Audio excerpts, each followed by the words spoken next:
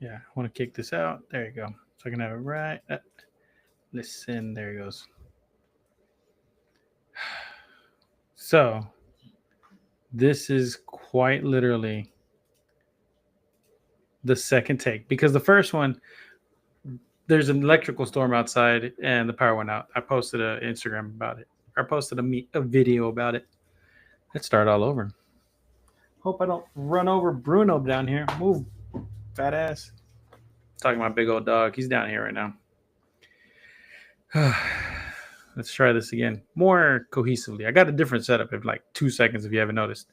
So let's begin. You hear it one more time. You hear it at first. Nope. Third time's the charm. You hear it first as a faint cry by the river, and you freeze. It's a woman weeping for the children she can never get back. If you grew up in a Hispanic household, you know this story. It's meant to terrify you. But what if I told you the story of La Llorona isn't just about a ghost? It's a lesson, a warning about a woman who dared to step outside her expected role. Hispanic folklore is filled with these hidden rules, secretly wiring our fears to protect community values. These aren't just spooky stories for kids, they're cultural programming, and today we're decoding them.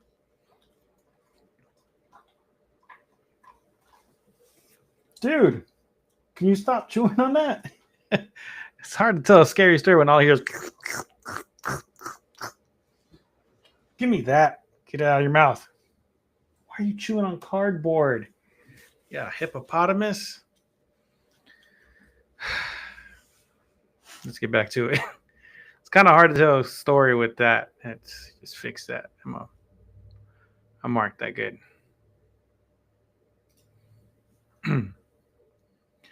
Every culture has rules, spoken and unspoken, that tell us how to live. But how do you make sure those rules stick, generation after generation? You could write them in law books, sure. Or you could do something much older and way more effective. You turn the rules into monsters. In Hispanic culture, these stories are a powerful form of social programming, and our most famous monsters are the ones enforcing the most important rules. Let's start off with the queen of them all, La Llorona, the weeping woman. We all know the gist of the tale, a beautiful woman betrayed by a lover who, in a moment of awe consuming grief, drowns her own children. Now her spirit is cursed to wander forever, weeping and searching for them. Parents have told this story for a very practical reason, to keep their kids away from dangerous rivers and to make sure they come inside when called. Don't wander off or La Llorona will get you. It's a supernatural kick in the pants to listen to your parents. But the story is so much deeper than a simple boogeyman. It's not just a warning for children, it's a cautionary tale for women in many versions. It's a cautionary tale for women. In many versions, the woman's downfall begins with her passion or her focus on her own desires, qualities seen as dangerous in the patriarchal societies where this legend thrives. Her story is a brutal lesson about the consequences for a woman who steps outside the sacred bounds of motherhood. The rule is clear: a woman's place is defined by her devotion to her family. To betray that role is to become a monster. The story of La Llorona subtly reinforces these gender roles, making her more than just a ghost. She's invisible. She's an invisible enforcer of cultural norms. Then there's the creature that haunted our closets and hid under our beds, El Cucuy or El Coco. Known across Latin America and Spain, El Cucuy is the ultimate boogeyman. Unlike La Llorona, he's vague. He could be a shadow, a hairy beast, or some shapeless thing that goes bump in the night. That's what makes him scary. He is whatever your deepest fear looks like. His job, however, is crystal clear: make kids behave. Pórtate bien o te va a llevar el cucuy. Behave or el cucuy will take you. It's a phrase that has echoed through countless households. This creature is parental authority given monstrous form.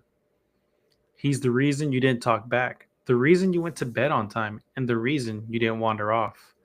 The story transforms an abstract command of be good into a tangible, terrifying threat. El Cucuy is a tool of discipline passed down by word of mouth that uses fear to do its work. He may be the monster in the dark corner of the room, but the rules he enforces are meant to keep us safe in the bright light of the day.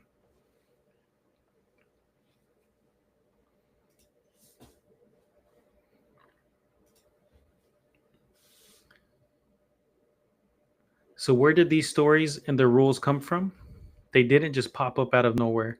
They're cultural fossils born from the dramatic, often traumatic collision of worlds. To really get why these legends have such a grip on us, we have to look back to when Spanish and indigenous cultures first collided. The process is called syncretism. I know that word, but I just can't pronounce it. The blending of different beliefs into something entirely new. And it's the key to our folklore. When Spanish conquistadors arrived in the Americas, they brought more than soldiers and ships. They brought a new god and a new moral code.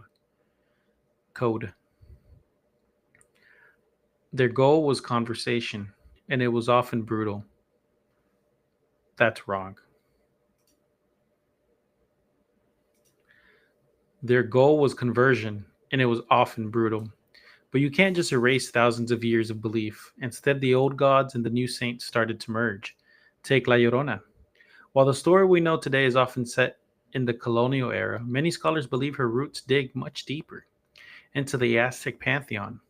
They point out her striking resemblance to Aztec deities like oh, Ciocotl or the Snake Woman.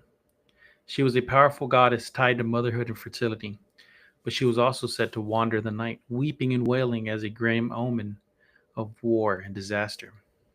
This pre existing belief in a weeping divine female figure created the perfect soil for the story of La Llorona to take root. The Spanish narrative, with its Catholic ideas of sin and eternal punishment, was then layered right on top of this indigenous foundation. For some, her story is a morality tale about a sinful woman, but for indigenous people, her eternal weeping may have symbolized the collective grief of conquest, the loss of their children, their culture, and the world. In some interpretations, La Llorona is even linked with La Malinche, the indigenous woman who served as a translator for Hernan Cortes, making her cry a symbol of betrayal and complex sorrow. This blending is everywhere. The Day of the Dead combines ancient Aztec rituals for honoring ancestors with the Catholic traditions of All Saints' Day. The Virgin of Guadalupe, Mexico's patron saint, is said to have appeared on the very hill that was the sacred site for the Aztec mother goddess Tonantzin. It wasn't about replacement, but fusion. This allowed indigenous people to keep parts of their spirituality alive under the cover of the new religion, creating a culture that was uniquely its own. Our folklore works the same way. The monsters that scare us are so powerful because they carry the weight of both worlds. Born from the pain of conquest and the resilience of a culture that refused to let its oldest stories die.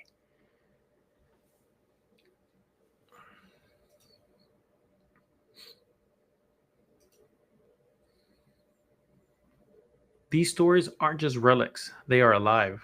They live in the whispers between cousins at family parties, in the stern warnings from an abuela, and in the lullabies sung to children. How many of us were told to be careful by the irrigation ditch? How many of us booked it inside as the sun went down with the name of how many of us booked it inside as the sun went down with the name of El Cucuy or La Llorona hanging in the air? Passing these stories down does more than just scare us. It strengthens the family and community bonds. When an elder tells a story, they're passing down cultural DNA. They're teaching history, morality, and identity all at once. For many of us living in a world that often pushes for assimilation, these stories are a powerful link to our roots that remind us that we're part of something bigger, a community that shares the same foundational myths. And these legends are still evolving. In recent years, Chicana writers and artists have been reclaiming these figures, especially La Llorona. They're flipping the script on the old patriarchal view of her as a monster punished for her passions. In their retellings, she's become a symbol of resistance, a woman fighting back against oppression, and a society that wants her to be silent. Her cry is no longer just about grief, but about rage. This evolution proves that folklore isn't set in stone, it's a living conversation each generation has with its past. As we retell the stories to reflect our changing values from rural Mexico to cities across the United States, these figures are still with us. They show up in movies, music, and art. La Llorona is now a global icon, a horror icon. But for those of us who grew up with them, they're more than just pop culture. They're a part of us. They are the guardians of our childhood and the complicated symbols of our heritage. They prove that a story told with heart and passed down with love is one of the most powerful forces in the world.